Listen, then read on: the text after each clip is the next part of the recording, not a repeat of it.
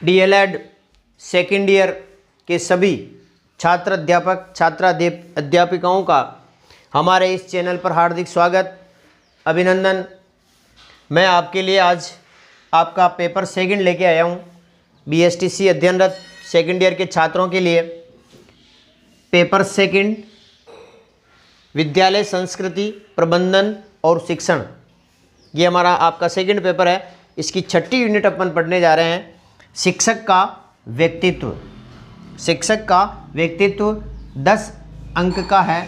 10 अंक के प्रश्न इसमें से आने हैं। इस टॉपिक में से मैं आपको बता दूं कि आपका जो सेकंड पेपर है ये 70 अंक का होगा। इसमें से 70 आपके आंतरिक आकलन होगा। आपका ये कॉलेज से 30 नंबर जाने हैं और 70 नंबर का आपका पेपर होगा। कुल 100 है। तो हमारे इस चैनल पर बने रहिए। आप लाइक करें, शेयर करें, कमेंट करें। इस यूनिट का सबसे महत्वपूर्ण क्वेश्चन बहुत बार एग्जाम में आया हुआ है, याद कर लेना। शिक्षक के व्यक्तित्व के आयामों का वर्णन कीजिए। शिक्षक में कौन से आयाम होने चाहिए उसकी पर्सनालिटी के लिए। शिक्षक के व्यक्तित्व के आयाम कौन कौन से हैं, ये 4 आयाम बताए गए हैं। इनको रट लीजिए, याद कर लीजिएगा। नंबर 1 बहिर्मुखता, संबंध का स्थापना, समझ के साथ कार्य करना और विचारों का खुलापन।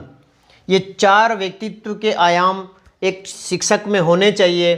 ये एग्ज़ाम में आने लायक क्वेश्चन है, इसको याद कर लीजिएगा। नंबर 1 पढ़ते हैं बहिर्मुखता। बहिर्मुखता का मतलब ऐसी अंतर्मुखी नहीं होकर के टीचर अध्यापक बहिर्मुखी होता है, यानी कि वो बाहर की भी सोचता है, दूसरों के व्यक्तियों के अंदर रुचि लेता है, उनकी बात को सुनता है, उनसे एक्सपीरियंस लेता है, अपनी बात कहता है। ये बहिर्मुखता होती है। कहते हैं ना कि वो व्यक्ति तो फलां व्यक्ति तो अंतर्मुखी है। तो अंतर्मुखी क्या है? समाज के अंदर सही तरीके से जी नहीं पाता है। तो व्यक्ति को क्या होना चाहिए? बहिर्मुखी होना चाहिए। ये आपको शायद याद हो जाएगा और हो गया होगा कि बहिर्मुखी, वैसे हर व्यक्ति को पसंद ही बहिर्मुखी व्यक्ति पसंद है। अंतर्मुखी व्यक्ति तो बहुत कम लोगों को पसंद है, क्योंकि अंतर्मुखी अपने धुन में रहते हैं। तो क्या है पहली विशेषता, पहला आयाम, पहले टीचर की जो आयाम है वो बहिर्मुखता आती है। दूसरों के साथ अंतःक्रिया में रुचि रखना, दूसरों के साथ घुल मिलना, विभिन्न व्यक्तियों से मिलना और उनके एक्सपीरियंस लेना, उनकी बातों को सुनना। इनमें सामाजिकता होती है। इस तरह के जो बहिर्मुखी लोग होते हैं वो सामाजिक होते हैं, यानी सोशल होते हैं। समाज में आना जाना, बोलना है, उठना बैठना, ये सामाजिकता का उसमें प्रभाव होता है और सामाजिकता उनमें होती है। ये ऊर्जावान होते हैं जो व्यक्ति बहिर्मुखी होंगे, जो व्यक्ति दूसरों में अंतःक्रिया में रुचि लेंगे, जो व्यक्ति दूसरों के अनुभव को लेंगे, तो वो क्या होंगे? ऑटोमेटिकली ऊर्जावान हो जाएंगे। सबसे मित्रता निभाने वाले होंगे। बहिर्मुखी व्यक्ति सबसे मित्रता निभाने वाले व्यक्ति और लोकप्रिय होंगे। तो शायद यह आपको पूरा कंसेप्ट क्लियर हो गया होगा कि बहिर्मुखी क्या है। तो एक शिक्षक के व्यक्तित्व का पहला आयाम बहिर्मुखता, बहिर्मुखी होना। दूसरा संबंध स्थापना। ये क्या होते हैं? संवेदनशील तो होते ही हैं इस तरह का, यानी कि एक शिक्षक को संवेदनशील तो होना ही चाहिए, क्योंकि ऐसा नहीं कि हर बात को हंसी में उड़ा देवे। संवेदनशील होना चाहिए। उसके साथ साथ दूसरों के विचारों को ध्यान से और सकारात्मक दृष्टि से सुनना। एक पक्ष लेके नहीं सुनना कि भाई ये व्यक्ति तो फलां व्यक्ति तो खराब है या वो सही नहीं बोलता है, इस तरह का उनको दृष्टि लेके नहीं सुनना, यानी कि पॉजिटिविटी लेके सुनना किसी दूसरे व्यक्ति को, उनके विचारों को ध्यान से सुनना संबंध स्थापना कहलाता है। ये सबसे अच्छा और मित्रवत व्यवहार करते हैं। जो संबंध, नाम से स्पष्ट है, संबंध स्थापना, यानी कि दूसरों से मित्रता का व्यवहार करेंगे। तीसरा आता है समझ के साथ कार्य करना। समझ के साथ कार्य करना, ये कठोर परिश्रमी होते हैं। इस तरह की आयाम वाले व्यक्ति कठोर परिश्रमी होते हैं, यानी कि बहुत मेहनत करते हैं, कठिनाई से कभी घबराते नहीं हैं। कोई भी कार्य करने से पहले ये योजना बनाते हैं। संबंध के साथ कार्य करने वाले व्यक्ति, ये तीसरा आयाम है। ये व्यक्ति क्या करते हैं? पहले किसी भी काम को करने से पहले प्लान बनाएंगे, योजना बनाएंगे और उसी के अनुरूप ये काम करते हैं। और इनमें क्या होता है, एकाग्रचित्ता होती है, ये एकाग्रचित व्यक्ति होते हैं। तो तीसरा आयाम समझ के साथ कार्य करना। चौथा आयाम विचारों का खुलापन, इनमें कल्पनाशील विचारों का खुलापन है। तो ये कल्पनाशील व्यक्ति होते हैं और सृजनशील व्यक्ति होते हैं, क्रिएटिव माइंड व्यक्ति होते हैं और इमेजिनेशन वाले व्यक्ति होते हैं कि कल्पनाशील व्यक्ति होते हैं। ये हमेशा चुनौतीपूर्ण और लीक से हटकर काम करने में विश्वास करते हैं। ये हमेशा चुनौतीपूर्ण यानी कि जिस पे चैलेंज है ऐसा काम करने की कोशिश करेंगे ये लोग, और लीक से हटकर कार्य करने की कोशिश करते हैं।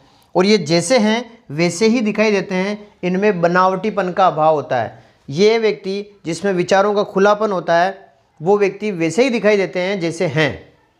इस प्रकार शिक्षक के व्यक्तित्व के 4 आयाम बताए गए हैं: बहिर्मुखता, संकल्प स्थापना, संबंध स्थापना, समझ के साथ कार्य करना और विचारों का खुलापन।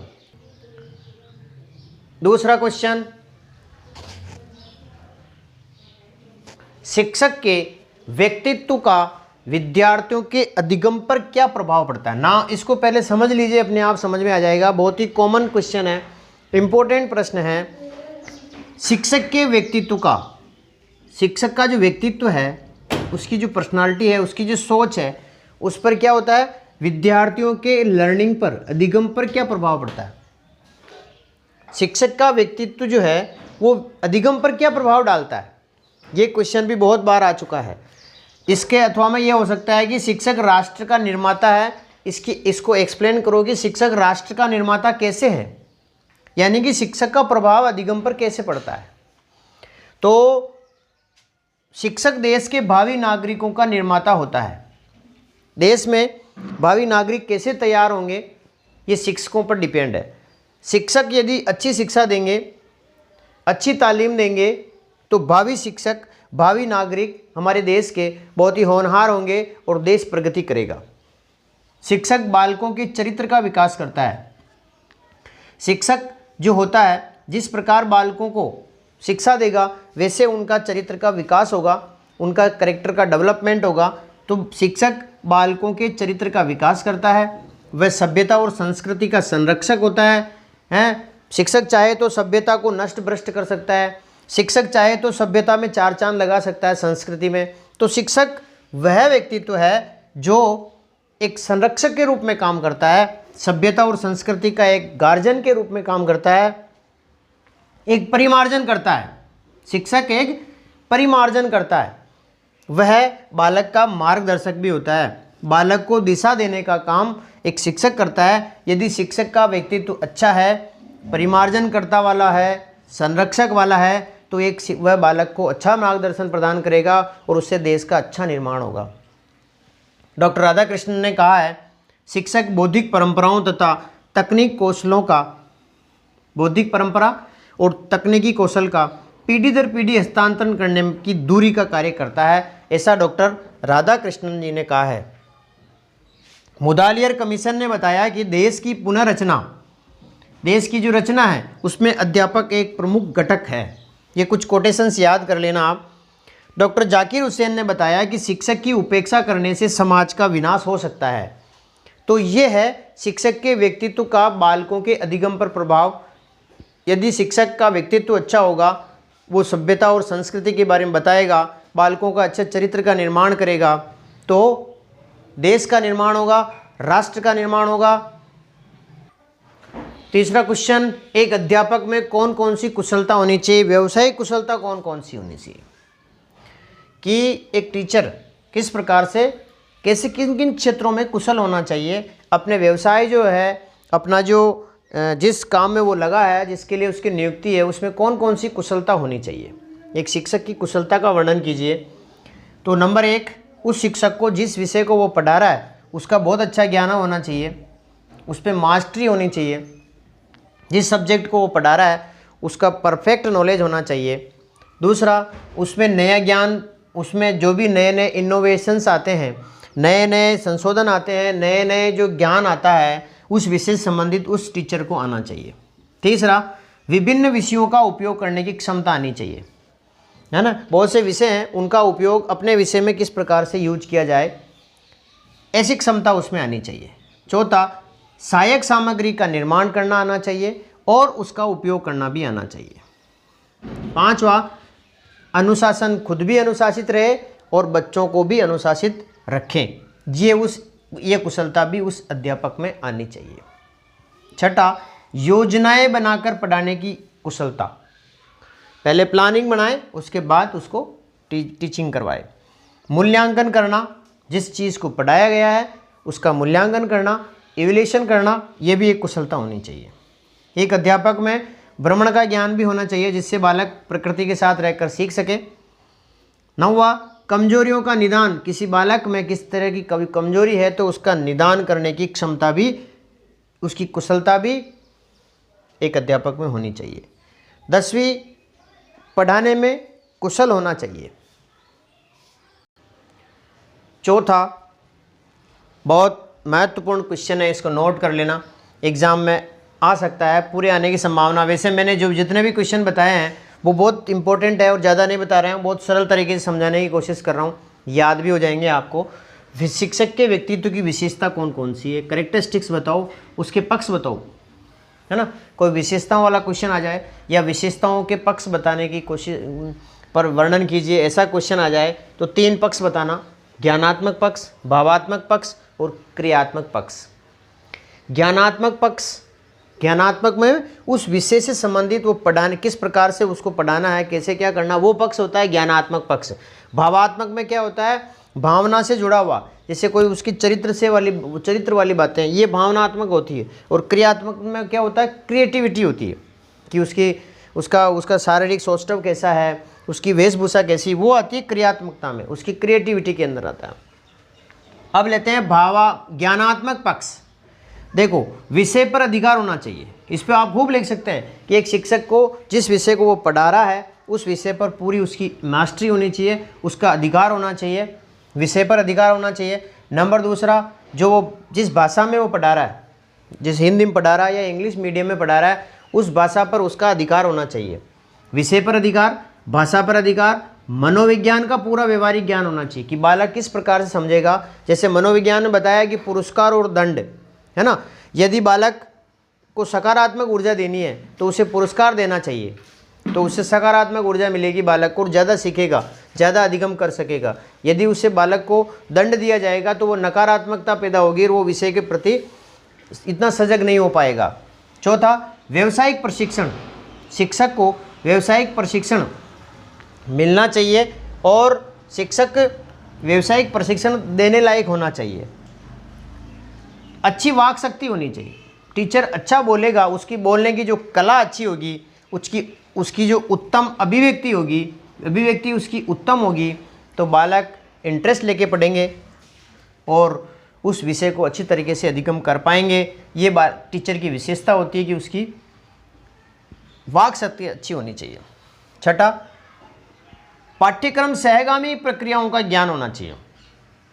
पाठ्यक्रम के साथ साथ सहगामी प्रवृत्तियां होती है, जैसे कोई खेल में है, वाद विवाद प्रतियोगिताएं हैं, और भी ऐसी कुछ सहगामी प्रवृत्तियां होती है, उन प्रवृत्तियों का ज्ञान भी टीचर को होना चाहिए कि केवल पढ़ाई नहीं होनी चाहिए, इसके अलावा अन्य और सह शैक्षणिक गतिविधियों में भी उस टीचर का इन्वॉल्वमेंट होना चाहिए, उसको भी नॉलेज होना चाहिए।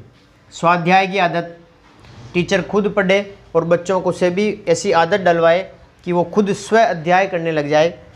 प्रयोग धर्मिता, अलग अलग प्रयोग करें, बच्चों पर प्रयोग करें कि वो जल्दी से जल्दी ज़्यादा से ज़्यादा सीख सके, तो प्रयोग धर्मिता भी टीचर में होनी चाहिए। ये ज्ञानात्मक पक्ष हैं। विषय पर अधिकार, भाषा पर अधिकार, मनोविज्ञान का नॉलेज, प्रशिक्षण, व्यावसायिक प्रशिक्षण, अच्छी वाक शक्ति, उत्तम अभिव्यक्ति, पाठ्यक्रम सहगामी प्रवृत्तियों का ज्ञान, स्वाध्याय की आदत, प्रयोग धर्मिता, ये उसका ज्ञानात्मक पक्ष है टीचर के व्यक्तित्व का। नंबर 2, भावात्मक पक्ष, विशिष्ट चारित्रिक गुण टीचर में क्या होना चाहिए, ये भाव से संबंधित है, ये ज्ञान से संबंधित है, ये भाव से संबंधित है। तो टीचर में क्या होता है, चारित्रिक गुण होने चाहिए, जैसे विनम्रता, ऐसा नहीं कि झगड़ालू टीचर हो। यदि कोई 2 टीचर या 3 टीचर मिलकर के विद्यालय के अंदर लड़ने झगड़ने लग जाए, गाली गलौज करने लग जाए, तो विद्यालय का वातावरण दूषित हो जाएगा।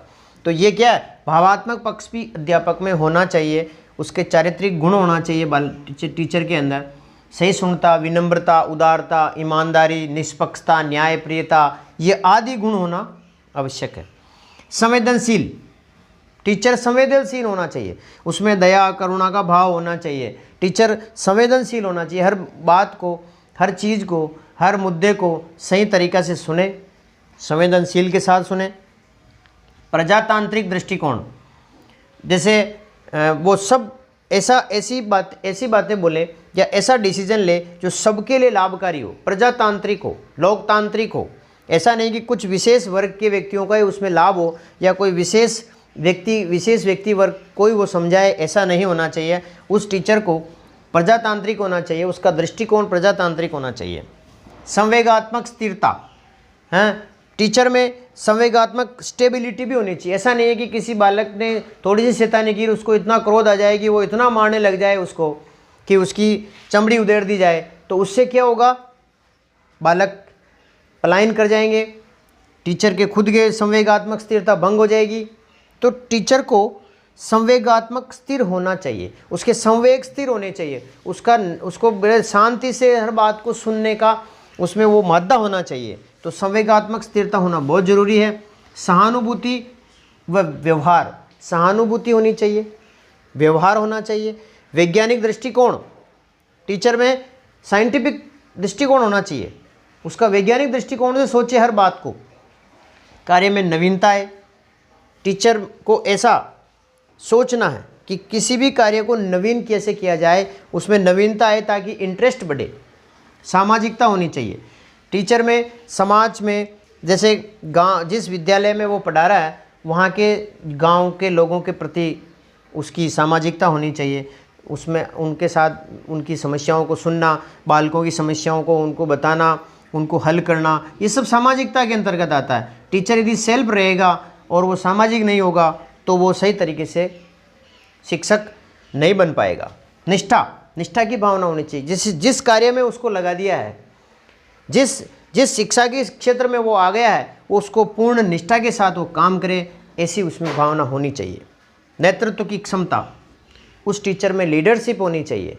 कक्षा, ऐसे नहीं कि कक्षा में वो पढ़ा रहा है और बच्चे बातें कर रहे हैं, कोई इंटरेस्ट नहीं ले रहे हैं, तो वो नेतृत्व क्षमता का उस टीचर में अभाव है। ये भावात्मक पक्ष होना चाहिए। विनोद प्रियता, कुछ बातों पर टीचर ऐसी बातें भी करें जिससे विनोद उत्पन्न हो और बच्चे खुश हो जाएं, हंसने लग जाएं और फिर वापस सीरियस होकर पढ़ाने लग जाए, यानी कि टीचर विनोद प्रिय भी होना चाहिए। क्रियात्मक पक्ष, अब उसकी क्रिएटिविटी में क्या होता है, देखो क्रियात्मक पक्ष में क्या होता है, शारीरिक और संरचना जो होती है, टीचर की जो शारीरिक संरचना होती है वो अच्छी होनी चाहिए। ऐसा नहीं है कि वो बिल्कुल इस तरीके से चल रहा है या बेडौल है या इस तरीके से है जिससे बच्चे उसको हंस रहे हैं, सही कपड़े नहीं पहन रखे हैं, तो उसकी शारीरिक संरचना भी, बॉडी लैंग्वेज भी अच्छी होनी चाहिए। संतुलित व्यक्तित्व होना चाहिए, अच्छे कपड़े पहन के जाए, अच्छे से मतलब है कि वो एकदम सिंपल और जिससे लोगों को शिक्षा मिल सके, है ना, ऐसे संतुलित व्यक्तित्व उसको बनाए रखना है। स्फूर्तिशीलता होनी चाहिए टीचर में, है, स्फूर्तिपन होना चाहिए।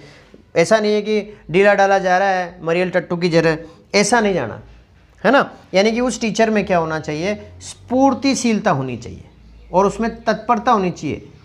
प्रयोग व अनुसंधान में रुचि होनी चाहिए। उस टीचर की नए इनोवेशंस में इंटरेस्ट होना चाहिए और उसका कक्षा पर कंट्रोल होना चाहिए। ये अपन इस यूनिट को यहीं ख़त्म करते हैं, फिर मिलते हैं अगले यूनिट के अंदर। आप सभी ने हमारे इस चैनल को सुना, बहुत बहुत धन्यवाद। लाइक करें, शेयर करें, सब्सक्राइब करें। थैंक्स।